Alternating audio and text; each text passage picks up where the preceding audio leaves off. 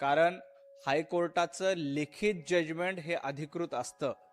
हायकोर्टाच्या जजनी judgement देत असताना ज्या पासिंग ऑर्डर केल्या असतात त्या महत्त्वाच्या नसतात. तुम्हाला सामनाचा अग्रलेख लिहायचा असेल तर काँग्रेसचं सरकार असताना, केंद्रामध्ये मनमोहन सिंग पंतप्रधान असताना सीबीआयचा पोपट पिंजरा म्हणून सुप्रीम कोर्टाच्या जजनी स्ट्रेचिंग ऑर्डर दिले होते, पासिंग ऑर्डर दिले होते. त्याबद्दल एक अग्रलेख लिहावा. अशा पद्धतीनं कुठल्या तरी गोष्टीचा आधार घेऊन तुम्ही सरकारला नावं ठेवू शकत नाहीत. संजय राऊत हे सरकार जनतेचं सरकार आहे, जनतेच्या हितासाठी काम करणारं सरकार आहे. पंतप्रधान नरेंद्र मोदीजी असतील, महाराष्ट्राचे मुख्यमंत्री देवेंद्रजी फडणवीस असतील, सातत्यानं जनतेमध्ये असतात. तुमच्यासारखं घरात बसून काम करत नाहीत. मातोश्री 2 बांधण्याचं काम आमचे नेते, महाराष्ट्राचे मुख्यमंत्री कधी करत नाहीत. तुम्ही मात्र घरामध्ये बसण्याचं काम करतायत. तुम्ही आधी आपला पक्ष सांभाळा आणि मग सरकारवर टीका करा. अशा पद्धतीच्या कुठल्या तरी छोट्या गोष्टीचा आधार घ्यायचा आणि सरकारवर टीका करायची, हे तुमचे जुने धंदे झालेले आहेत. हे धंदे संजय राऊतांनी बंद केले पाहिजे.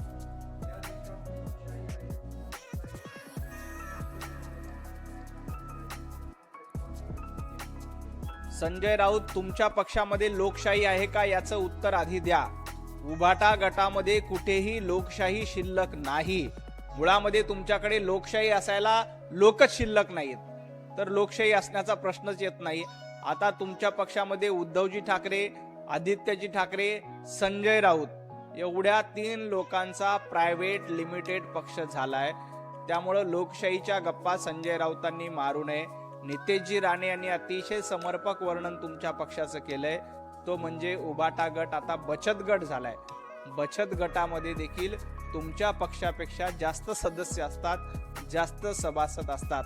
त्यामुळे लोकशाहीच्या गप्पा संजय राऊतांनी करू नये, कारण तुमच्याकडे लोकच उरलेले नाहीत.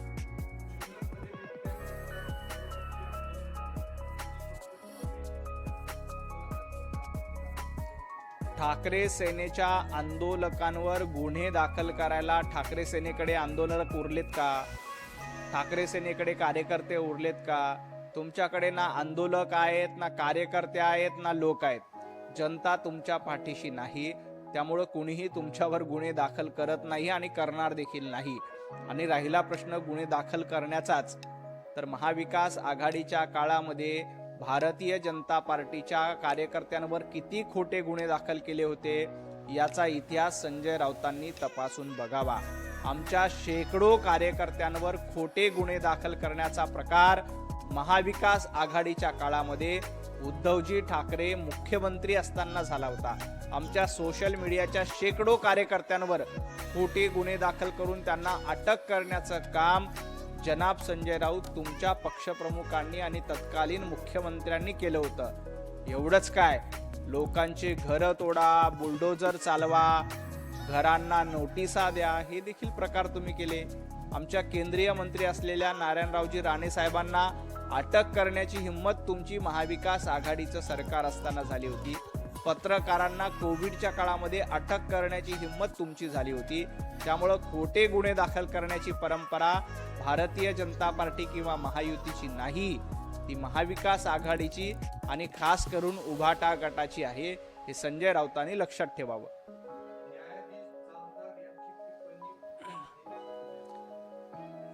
मी मगाशी सांगितलंय की जामदार यांची टिप्पणी ही लिखित स्वरूपाची नाही, त्यामुळं त्याला अधिकृत टिप्पणी म्हणून घेता येणार नाही.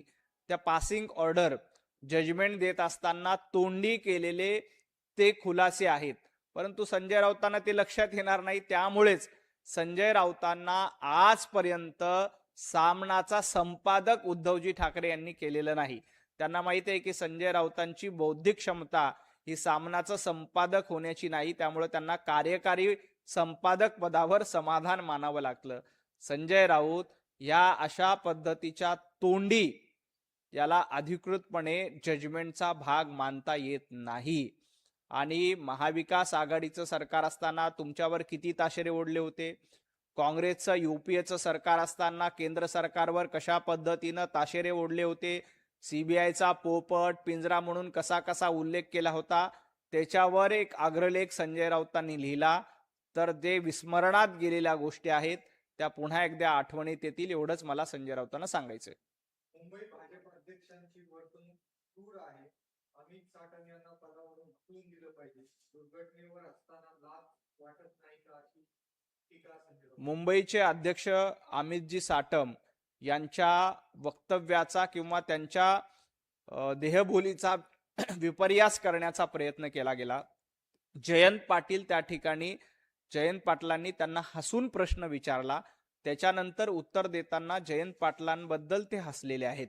त्यांनी कुठेही या घटनेचा अपमान करणं, या दुर्घटनेबद्दल असंवेदनशीलता दाखवणं हा अमित साटम यांचा हेतू नव्हता, उद्देश नव्हता. मुळामध्ये मुंबईमध्ये चेंबूरमधली घटना असेल किंवा कालची कुर्ल्यामध्ये घडलेली घटना असेल, अतिशय दुर्दैवी, अतिशय संवेदनशील घटना आहे.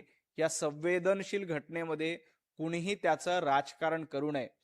चेंबूरमधल्या घटनेनंतर आम्ही 3 महापालिकेच्या अधिकाऱ्यांचं निलंबन केलंय. काल जी मॅनहोलची घटना घेतली त्याच्यानंतर तात्काळ 4 अधिकाऱ्यांचं निलंबन केलं. संजय राऊत, तुमचा पक्ष सत्तेत असताना तुम्ही एका तरी अधिकाऱ्यांवर कारवाई केली होती का? घटना घडायच्या, माणसं मरायचे, त्याला जबाबदार कुणालाही धरलं जात नव्हतं. संजय राऊत, तुमचं महापालिकेमध्ये सरकार असताना 25 वर्षाचा कारभार असताना तुम्ही अधिकाऱ्यांना पाठीशी घालत होता, कंत्राटदारांना पाठीशी घालत होता. कालच्या प्रकरणामध्ये कंत्राटदारावर देखील गुन्हा दाखल करण्याची हिंमत आम्ही केली आणि त्या कंत्राटदारावर गुन्हा दाखल करून त्याला शिक्षेपर्यंत पोहोचवण्याचं काम आम्ही करू. आम्ही संवेदनशील आहोत. मुंबईकरांनी आम्हाला कर्तव्य करण्यासाठी निवडून दिले, जनतेची सेवा करण्यासाठी निवडून दिले. आणि याच्यामध्ये कोणी कचराई करत असेल, याच्यामध्ये कोणी दिरंगाई करत असेल तर त्याला सोडलं जाणार नाही. आम्ही मुंबईकरांशी प्रामाणिक आहोत. ज्यांनी आम्हाला मतं दिली त्यांच्याशी आम्ही प्रतारणा करणार नाही, त्यांच्याशी आम्ही प्रामाणिक आहोत. म्हणून काल कंत्राटदारावर गुन्हा दाखल झाला. जे अधिकारी दोषी असतील त्यांच्यावर कारवाई करण्यात सांगितलंय. 4 अधिकाऱ्यांना तातडीनं निलंबित करण्यात आलंय. उद्धवजी ठाकरे, तुमचं सरकार असताना, संजय राऊत महापालिकेमध्ये 25 वर्ष तुम्ही असताना कुठल्या कंत्राटदारावर तुम्ही कारवाई केली? एक उदाहरण संजय राऊतांनी सांगावं. कुठल्या अधिकाऱ्यांवर संजय राऊत तुमचं महापालिकेत सरकार असताना कारवाई केली? कुणावर कारवाई केली नव्हती. शेकडो माणसं मुंबईमध्ये मरत होते, लोकांच्या घरामध्ये पाणी जात होतं, तुम्ही मात्र मातोश्रीमध्ये बसत होता. काल आमचे सगळे लोक रस्त्यावर होते. मुंबईच्या महापौर स्वतः घटनास्थळी जाऊन पाहणी केली. घटनास्थळी जाऊन त्यांनी सांगितलं की आम्ही अधिकाऱ्यांचं निलंबन करतो. मुंबईमध्ये मुसळधार पाऊस पडतोय आणि मुसळधार पावसामुळं काही ठिकाणी निश्चितपणे पाणी साचतंय, परंतु आमचे अधिकारी फील्डवर आहेत, आमचे नगरसेवक फील्डवर आहेत, मुंबईच्या महापौर स्वतः फील्डवर आहेत आणि ज्या ज्या ठिकाणी पाणी साचतंय ते तातडीनं हटवण्याचं काम मुंबई महापालिकेच्या माध्यमातून केलं जातंय. संजय राऊत, तुमच्यासारखं आम्ही गाढव नाक्यावर बसून गाढव हाकण्याची कामं करत नाहीत. आम्ही मुंबई चालवण्याचं काम करतोय. मुंबईकरांना सुविधा देणं आमचं कर्तव्य आहे. त्याच्यामध्ये काही चुका होत आहेत, काही ठिकाणी चुकीच्या गोष्टी घडतायत, परंतु त्याला आम्ही पाठीशी घालत नाहीत, तर त्यांच्यावर कारवाई करतोय आणि कुणालाही सोडलं जाणार नाही. आम्ही मुंबईकरांचं हित सर्वतोपरी मानून काम करतोय. मुंबईकरांची सेवा करण्यासाठी आम्हाला निवडून दिले आणि आमचा प्रामाणिक प्रयत्न मुंबईकरांचं जीवनमान सुरळीत व्हावं असा आहे. आमचा प्रयत्न घरात बसून कारभार करणं हा नाही. आमचा प्रयत्न मातोश्री 2 बांधून स्वतःची घर भरणं हा नाही. आमचा प्रयत्न कंत्राटदारांना पाठीशी घालून त्यांच्याकडनं कट कमिशन घेणं हा आमचा कारभार नाही. तर आम्ही कंत्राटदारावर कारवाई केली, अधिकाऱ्यांवर कारवाई केली आणि मुंबईचं जीवनमान सुरळीत राहिलं पाहिजे यासाठीचा प्रामाणिक प्रयत्न करतोय. संजय राऊत आणि बाकी सगळ्यांना या निमित्ताने सांगायचंय की मुंबईच्या प्रश्नावर राजकारण करू नका. आम्ही मुंबईकरांची सेवा करतोय. काही ठिकाणी दुर्घटना निश्चित घडतायत, त्या चुकीच्याच आहेत, त्याचं समर्थन देखील आम्ही करत नाही. मुंबई मनपा आयुक्तांचं काम चांगलं तर नगरविकास मंत्र्यांना पदावरून हटवा. मुंबई महापालिकेच्या आयुक्त अश्विनीजी भिडे अतिशय चांगलं काम करतात. मेट्रो वुमन म्हणून देखील त्यांनी अतिशय चांगलं काम केलं आणि आता देखील मुंबईमध्ये दुर्घटना घडू नयेत यासाठी देखील त्या स्वतः प्रयत्न करतायत. मला वाटतं संजय राऊतांनी देखील अश्विनीताईंचं कौतुक केलंय. मिलिंद नार्वेकरांनी देखील अश्विनीताईंचं कौतुक केलेलं आहे. आणि ज्या पद्धतीनं मुंबईचा कारभार पुढे नेण्याची जबाबदारी त्यांच्यावर आहे, त्या 3-4 महिन्यापासून त्यांनी पदभार स्वीकारलेला आहे. अतिशय चांगल्या पद्धतीनं अश्विनीजी भिडे यांच्या माध्यमातून चांगलं काम करण्याचा त्यांचा प्रयत्न आहे. काही ठिकाणी चुकीच्या गोष्टी होतात, त्याचं समर्थन आम्ही कुणीही करणार नाही. चुकीला माफी नाही. ज्यांनी चुका केल्या त्यांना शिक्षा देण्याचं काम हे महापालिका आयुक्त असतील, मुंबईच्या महापौर असतील, त्यांच्या माध्यमातून केलं जातंय. आणि जिथं काही चुका होतात त्या दुरुस्त करण्याची जबाबदारी देखील आमची आहे. ती आम्ही जबाबदारी स्वीकारतो. संजय राऊत तुमच्यासारखे पळ काढून घरात बसणारे आम्ही नाहीत. आम्ही ज्या ठिकाणी दुर्घटना घडते तिथं तातडीनं पोहोचतो, लोकांचं समाधान करतो, अधिकाऱ्यांना निलंबित करतोय. घरात बसून कारभार करत नाही. मुंबईकर आम्हाला साथ देतील हा आम्हाला पूर्ण विश्वास आहे. बांगलादेशींना हटवणं हे बीएमसीचं काम नाही असं संजय राऊत. बांगलादेशींना हटवणं देखील राज्य सरकारचं काम आहे, मुंबई महापालिकेचं काम आहे. अनधिकृत बांगलादेशींची मुंबईमध्ये घुसखोरी होऊ नये हे देखील मुंबईचं काम आहे.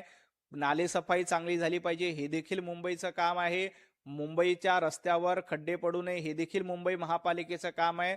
परंतु संजय राऊत, तुम्हाला बांगलादेशींचा एवढा पुळका काय येतोय? बांगलादेशी घुसखोरांच्या विरोधामध्ये कारवाई केली तर संजय राऊतांचा तिळपापड का होतोय? संजय राऊतांच्या पार्श्वभागाला आग का लागली? बांगलादेशींवर कारवाई होते त्यामुळं. संजय राऊत, आम्ही दोन्ही आघाड्यांवर काम करतोय. सर्वसामान्य मुंबईकरांना मेट्रो सारख्या सुविधा देतोय. सर्वसामान्य मुंबईकरांना चांगले रस्ते देण्याचं काम करतोय. त्याचबरोबर मुंबईवर परकीय लोक आले नाही पाहिजे.